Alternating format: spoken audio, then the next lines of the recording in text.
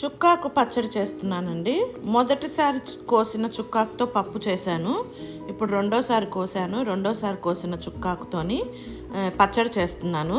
రోటి పచ్చడి అండి. ఓకే, ఏం చేశానంటే ముందు పెన్నం పెట్టి ఆయిల్ వేసుకొని ఆయిల్ వేడయ్యాక పచ్చిమిరపకాయలు వేపానండి. పచ్చిమిరపకాయలు, ఉల్లిపాయలు, టమాటా వేపాను. వేగాక చుక్కాకు వేసి చుక్కాకు కూడా వేగాక దాంట్లోకి చింతపండు, ఉప్పు, పసుపు, పల్లీలు, కొంచెం కొత్తిమీర వేసి మళ్ళీ కాసేపు వేయించాను.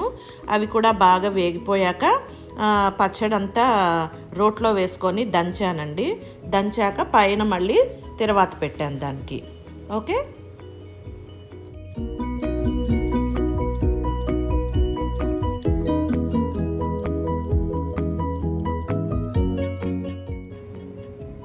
చుక్కాకు చట్నీ రెడీ.